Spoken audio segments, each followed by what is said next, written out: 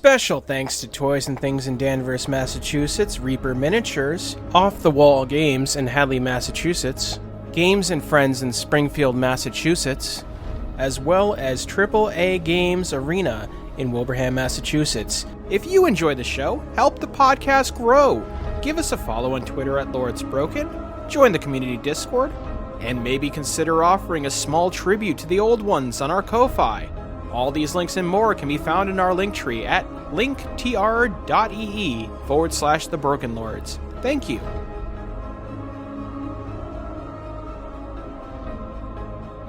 All right.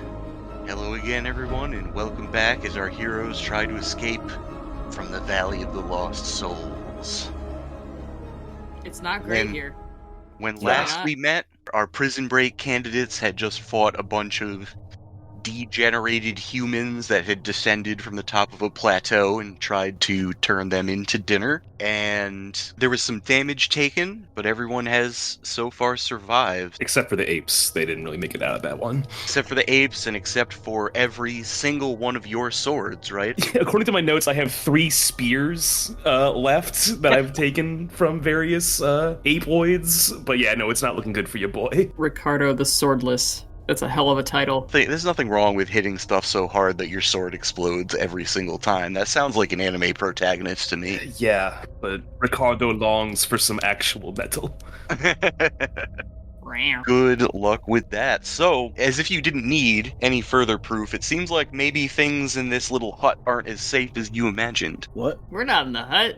We left the hut. We're like 15 feet away from the hut. Yeah, the hut is directly in the shadow of the plateau. Yeah. Well, I took a wound.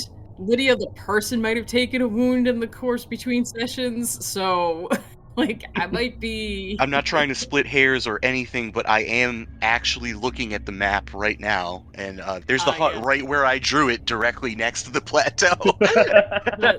Wild. With my first grade level scribbles map drawing. You can see the map. I cannot. That's correct.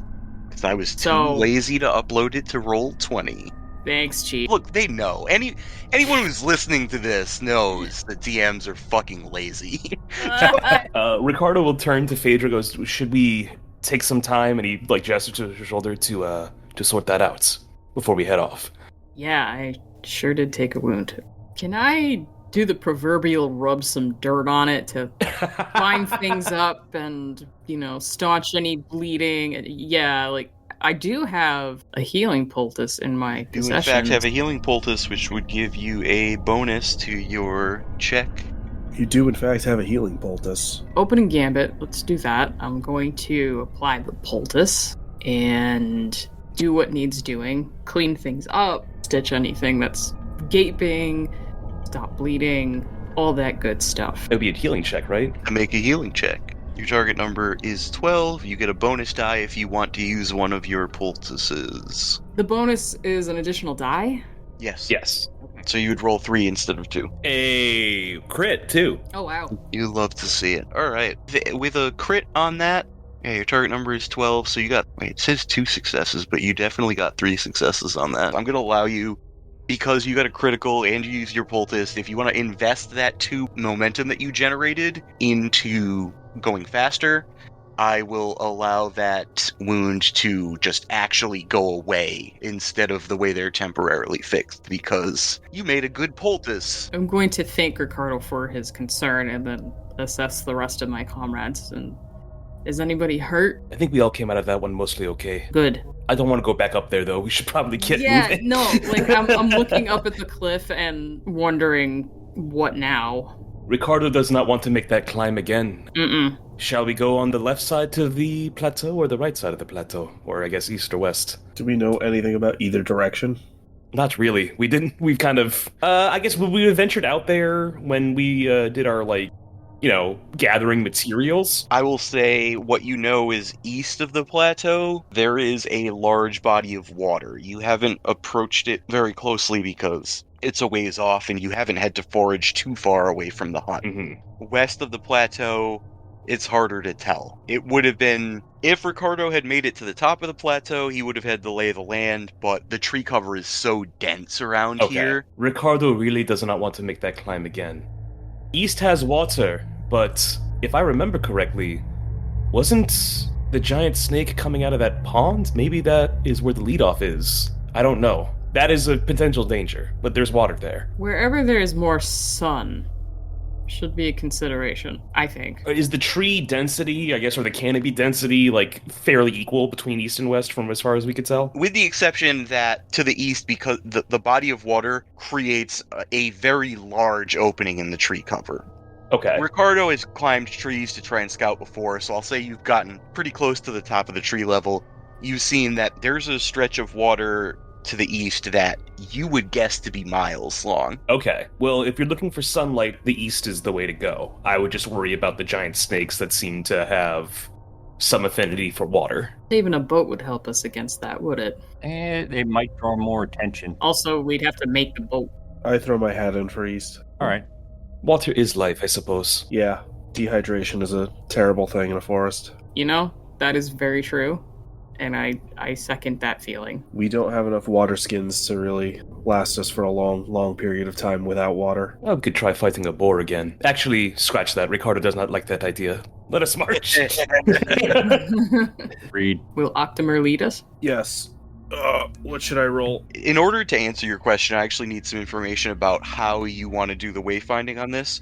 Okay. Is your goal to go directly to the water and follow the shore, or would you prefer to stay a ways off from the shoreline? I think we should stay a ways off from the shoreline, but I do like having a body of water nearby. Okay, that will actually require a check. The body of water itself is so large that if you just wanted to get to it, it wouldn't be, but...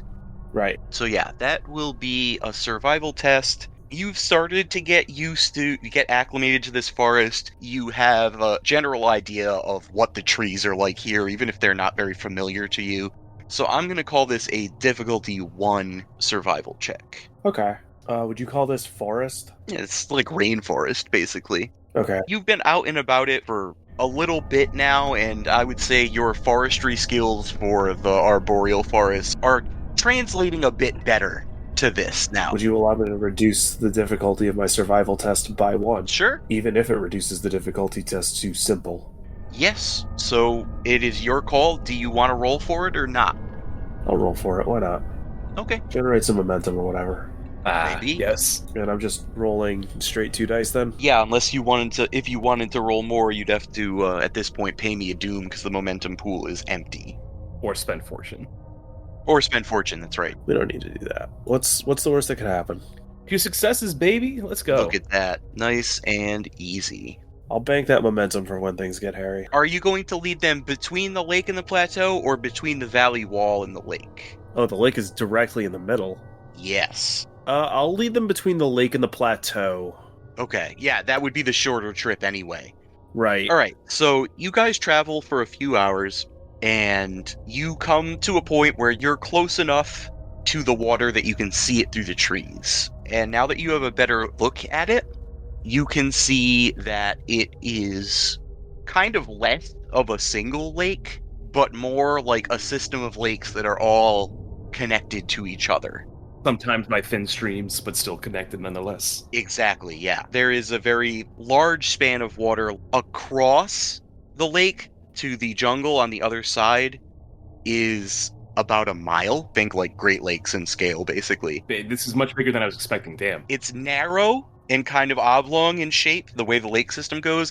It runs miles to the north, as far as you can see. I was in any area in Vermont that is very similar, so I actually have a pretty good visual of this. Interesting. There is, as you would expect in a place like this, there is a lot of life around. Hunting will be fairly easy around here. Excellent. If you would like to try and figure out more about, like, the lake itself, is the water safe to drink, the surrounding ecosystem, or whatever, that would be survival. I would call it normally a difficulty 2, but you can use your ability to reduce it to 1.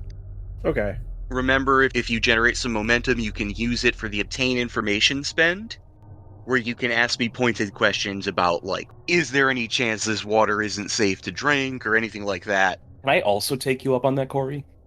Yeah, sure. Because I kind of want to focus more on, like, what is the local fauna we're going to have to try and look out for here? Any, like, bad things in the water or bad things around the water in the forest that might try and come eat us?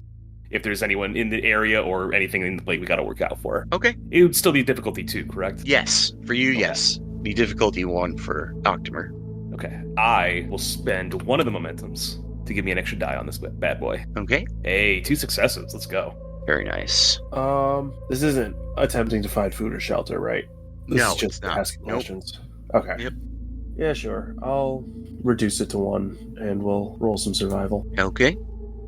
Hey, we got a crit! Yeah, that is a big 4 successes. All right, so Well, let's see if he wants to spend any to see if he wants to ask questions. I'll start with Ricardo just because he only got a basic success, and then we'll move on to Oct. So Ricardo is specifically looking out for animal life.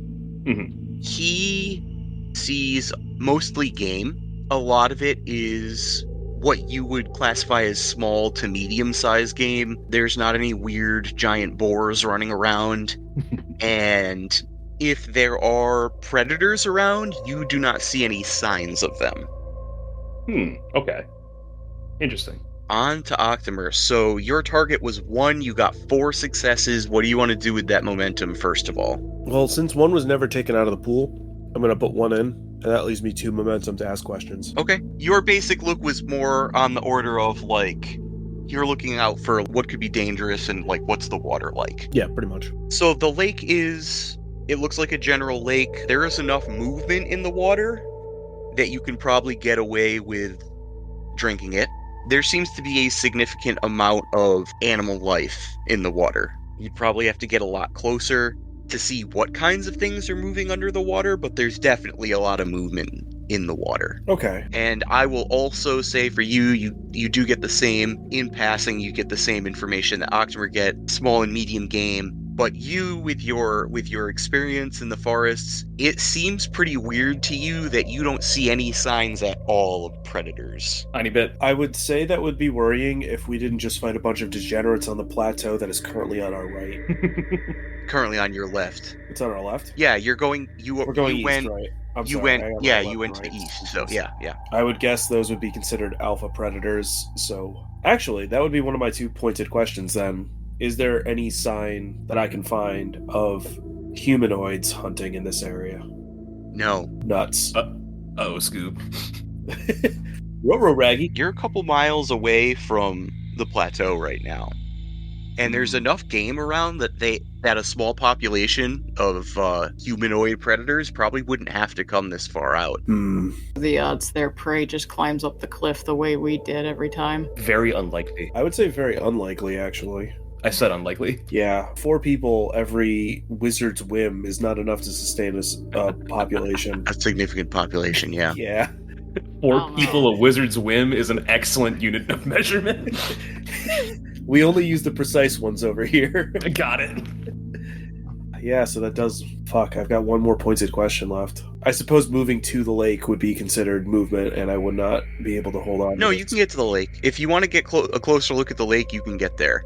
Okay, because I would like to use my pointed question to ask, is there any signs of predators coming from the lake? So you kind of scout ahead, keep it stealthy. You come up to the lake edge, and you're going to notice 2 things.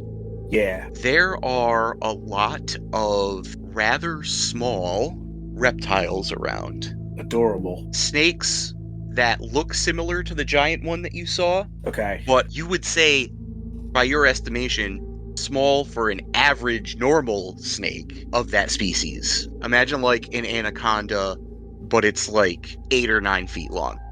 Okay. Half the size. You also see crocodiles that are about as long as your leg. You see a lot of them. You don't see any bigger. So that's bad. And you're kind of like walking around, and that just seems odd to you. You've encountered oversized animals everywhere you've been around here. And Octomer's like walking around back and forth, and something keeps feeling like weird to him about the lay of the land.